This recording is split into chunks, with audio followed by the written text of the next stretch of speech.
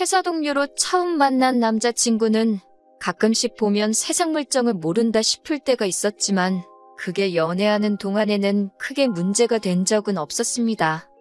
오히려 딱히 싫어하는 것도 없고 까탈스러운 제 성격 잘 맞춰주는 수더분한 성격이 연애하는 기간이 길어지면 길어질수록 이 사람하고 살면 스트레스 받을 일은 없겠구나 하는 생각을 차츰 갖게 만들어줬어요.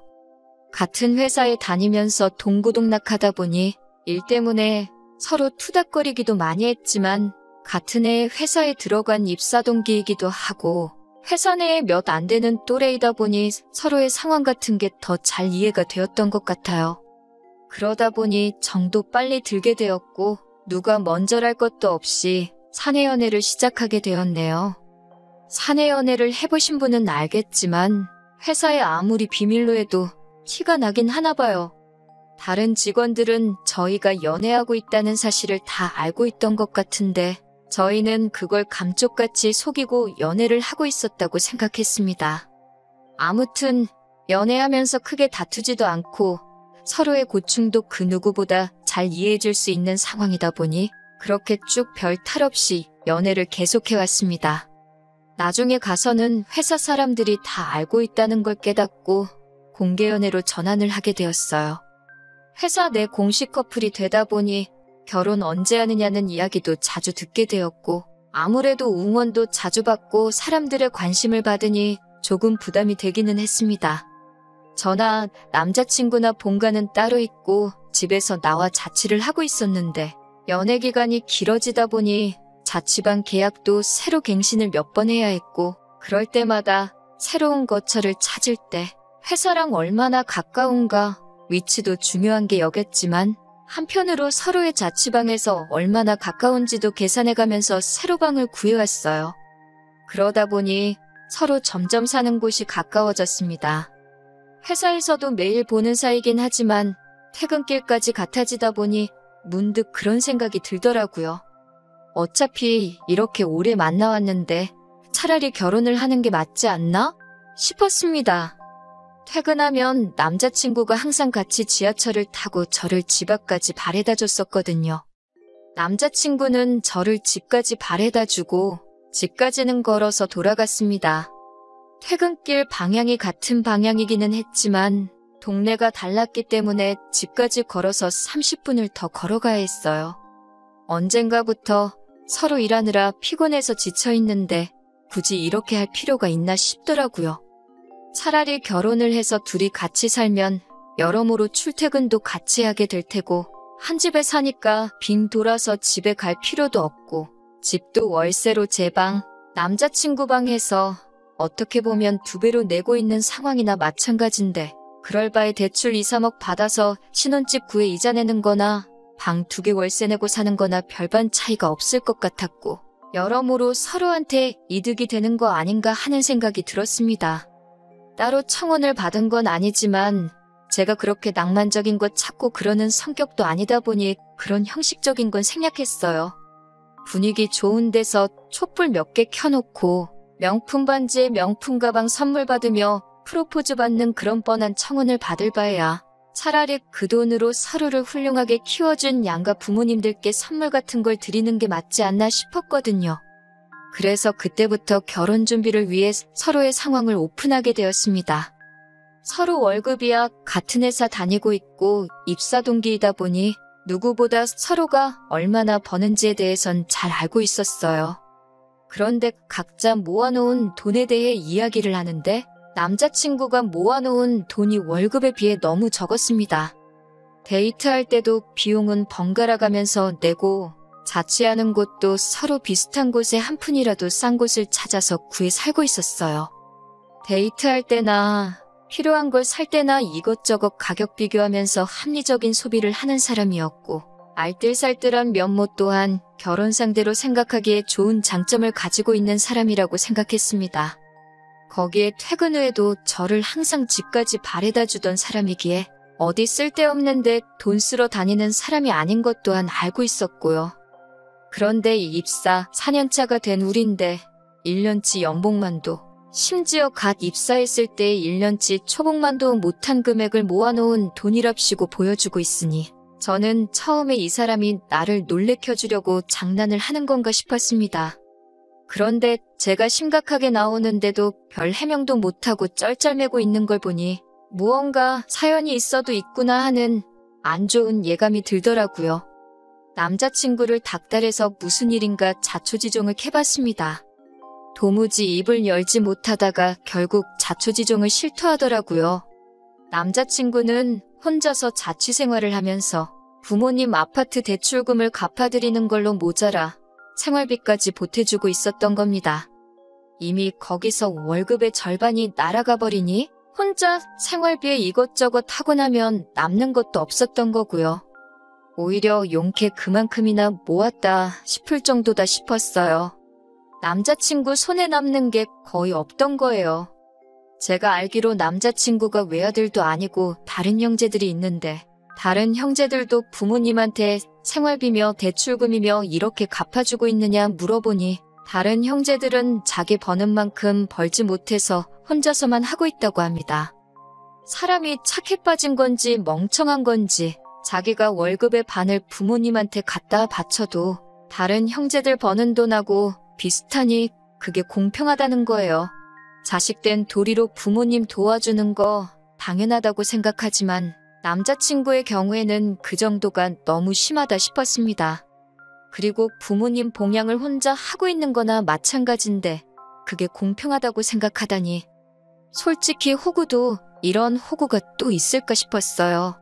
부모님도 심지어 남자친구의 형제들마저도 남자친구를 등쳐먹고 있는 거잖아요.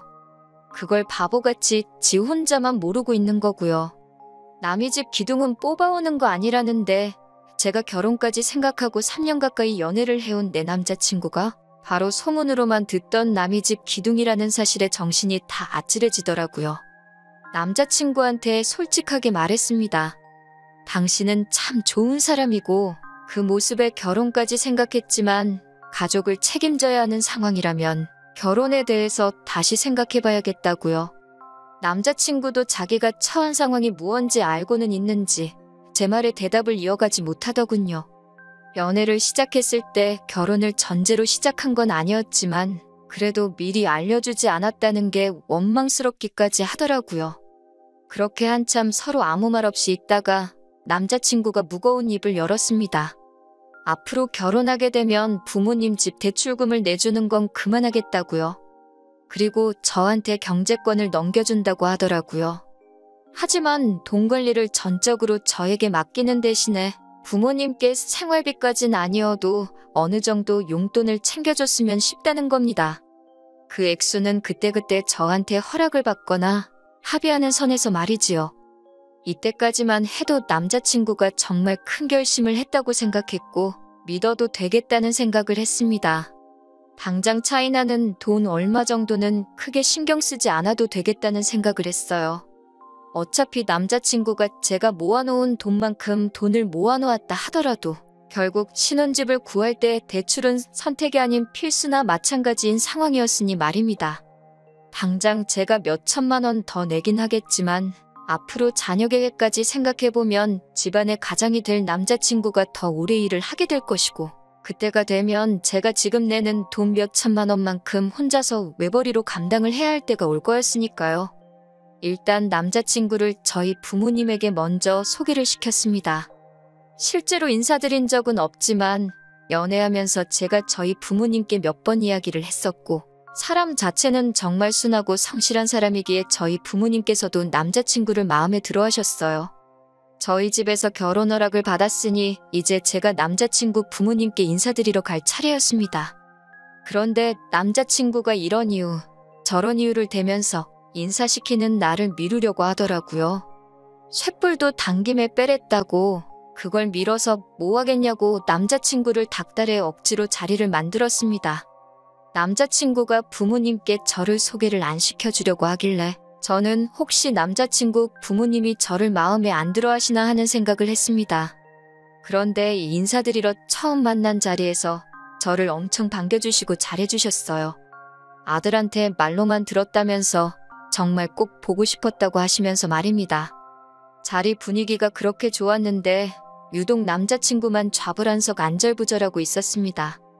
긴장이 될 수도 있겠다 싶었는데 그게 아니더라고요. 이야기를 나누다가 생활비 이야기가 나왔습니다.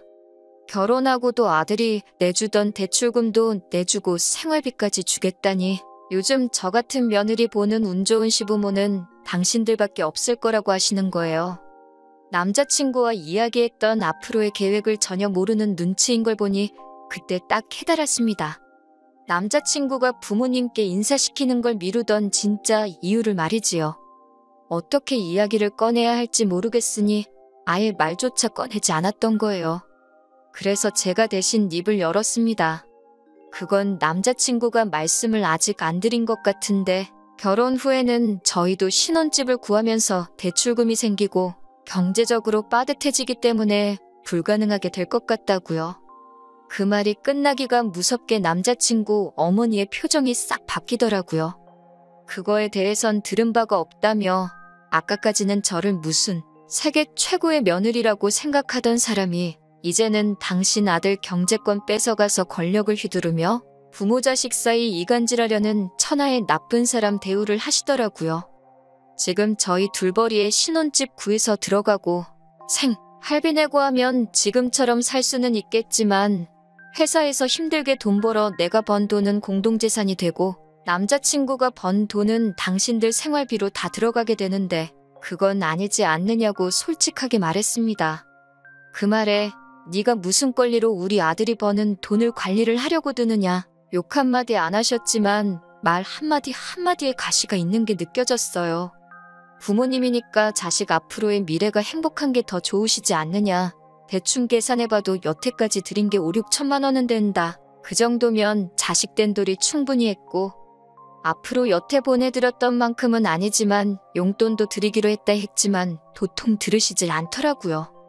언성이 높아지기 시작하니까 옆에서 꼼짝 못하고 있던 남자친구가 자기한테 좋은 해결법이 있다고 어이없는 소리를 하더라고요. 자기가 퇴근하면 대리운전 같은 거 하고 주말에는 물류창고 같은데 가서 일을 더 하겠다고요. 그렇게 돈을 더 벌면 그 돈으로 대출금을 갚아드리겠다는 겁니다. 아직 내 집도 없는데 투자까지 뛰면서까지 자기 부모 대출금의 생활비를 내주겠다는 게 말이나 되는 일인가 싶었습니다. 그렇다고 형제가 셋인데 그거 다 갚아주고 물려받을 일이 있는 것도 아니고요. 그건 또 무슨 소리냐고 한마디 걸고 넘어졌더니 남자친구 어머니가 당신 아들이 알아서 더 벌어가지고 준다는데 그것도 못하게 하느냐고 저보고 마누라 될 사람이 그 정도 이해심도 없어서 어디다 쓰겠냐고 얼굴에 철판 깔고 나오더군요. 더 길게 생각할 필요도 없겠더라고요. 어리숙한 건 알고 있었지만 부모님 눈치 본다고 해야 할 말도 못하는 남자친구는 더 이상 제 눈에 좋은 신랑감으로 보이지 않았습니다. 생활비 내주고 대출까지 갚아주는 집안의 기둥인 효자 아들이 결혼해서 가정을 꾸린다고 해서 부모들한테 진심으로 축하받을 것 같지도 않았어요. 오히려 당신들 당연히 받을 돈 뺏어간다고 싫어하지는 않으면 다행이라는 생각이 들었고요. 남자친구도 자기 인생, 자기 건강 갈아 넣으면서까지 돈을 더 벌어다가 부모한테 갖다 바치겠다는데 제가 뭐가 아쉬워서 남자친구를 오래 알고 지낸 거지 따지고 보면 그날 처음 본 알지도 모르는 사람들한테 시작부터 끝까지 미움을 받아야 하는지도 모르겠더라고요. 그리고 퇴근 후에 투잡 뛰고 주말에는 아르바이트해서 돈을 더 벌 거면 저랑 결혼은 왜 하나요? 그냥 관상용 열대어를 한 마리 키우고 말지. 일주일에 7일 밤낮 없이 일하는 남편이면 솔직히 없는 거나 마찬가지잖아요. 그래서 그냥 자리에서 일어났습니다. 남의 집 기둥 뽑아오는 거 아니라는 말이 괜히 있는 말이 아닌 것 같다고 결혼 이야기 뒤집어버리는 것도 뒤집어버린 거지만 남자친구한테도 이만 헤어지자고 말했어요. 평생 그렇게 가족들 지갑 노릇이나 하라고요. 그렇게 사는 게 좋다는데 내가 스트레스 받아가면서까지 못하게 말릴 필요가 없다고 말하고 자리에서 일어났습니다. 같은 회사를 다니다 보니 보기 싫어도 마주쳐야 해서 불편했는데 남자친구의 마지막 책임감인지 저에 대한 죄책감 때문인지는 몰라도 이직한다고 말하고 그 후에 회사를 그만두었습니다. 그런데 뭔가 계산착오가 있었는지 바로 직장을 못 구했나 봐요. 헤어지고 4개월쯤 지나서 제가 사는 자취방 앞에 술에 잔뜩 취해서 찾아왔더라고요. 평소에 술은 입에도 안 대던 사람인데 뭔가 싶어서 이야기를 들어봤는데 직장을 못 구해서 수입이 없는 상황인데 부모님들은 멀쩡히 다니던 회사 그만둔 남자친구 잘못이라면서 그나마도 저금이라고 모아놓은 돈을 내놓으라고 했다는 겁니다. 당장 자기는 수입이 없어서 걱정이 돼서 죽겠는데 남자친구 부모님은 그 몇 달을 못 기다려서 얼마 안 되는 자기 돈을 가져가려고 한다고요. 그리고 상황이 이렇게 되니 자기가 자기 인생에 얼마나 큰 부분을 놓아버린 건지 이제야 깨달았다고 하면서 저한테 사과를 하더라고요. 이제 정말 자기는 부모님 안 보고 살아도 되니까 자기를 다시 받아달라고요. 집에다 돈 가져다 바치는 것도 그만둘 것이고 2번 다시 호구 노릇 하지 않겠다고 머리를 바닥에 찌으면서까지 부탁을 하더라고요. 그렇게 오래 연애했고 그동안 정이 많이 들었는데도 안쓰럽지가 않았습니다. 제가 이야기했을 때 진작에 들었으면 이럴 일도 없었을 텐데요. 멀쩡히 다니던 회사도 그만둘 필요도 없었을 테고요. 결국 저보다 가족을 먼저 택했던 사람인데 제가 지금 받아준다고 해서 또 그러지 않을 거라는 보장도 없다는 생각이 들었어요. 그래서 안타깝지만 나는 너랑 다시 시작할 생각이 없다. 그리고 술 먹고 이렇게 찾아오는 것도 싫고 우리는 이미 끝난 거니까 2번 다시 찾아오지 말라고 했습니다. 내가 뭐라고 당신하고 당신 부모님, 부모 자식 간의 찰연을 끊어낼 수 있겠냐고 믿는 도끼에 발등 찍히는 것도 딱 한 번이라고 했고 넌 벌써 그 기회를 날려먹었다고 했어요. 그 뒤로 한동안은 연락도 소식도 모르고 지냈습니다. 회사에서 남자친구와 친하게 지내던 직원이 남자친구 소식을 들었다며 저한테 말해줬어요. 고향에 돌아가서 그쪽에서 일자리 찾으러 다니면서 아르바이트 하고 있다고 하더라고요. 아르바이트는 왜 하고 있는지 안 봐도 딱 알겠더라고요. 불쌍하긴 하지만 한편으로는 남자친구를 다시 안 받아주길 잘했다는 생각이 듭니다. 결국에는 가족을 놓지 못해서 안정적인 새로운 직장을 찾는 게 아니라 부모님 당장 생활비랑 대출금 내주기 위해서 고향으로 돌아간 모습을 보면 아직 정신 덜 차린 것 같네요. 그동안 만나온 정에 휩쓸려 받아줬더라면 결국엔 또 어떤 방식으로든 자기 가족들 먹여 살리겠다고 투잡을 뛰겠다느니 내 돈을 빌려서 쓰겠다느니 분명 무슨 일이 있어도 있었을 거예요. 비록 이렇게 완전히 끝나버리게 되었지만 아무쪼록 언젠간 정신 차리고 이용만 당하고 있다는 걸 깨달았으면 좋겠네요. 키워준 은혜, 당연히 헤아릴 수 없을 만큼 커다란 것이겠지만 자기 인생까지 갈아서 갚아야 할 정도로 가스라이팅을 당한 모습을 보니 그냥 한편으로는 안쓰럽기도 한 것 같아요. 저랑은 이제 헤어졌으니 제가 더 이상 신경 쓸 일은 아니지만요. 정신 차리면 그만둘 것이고 정신 못 차리면 앞으로도 저렇게 살아가겠죠.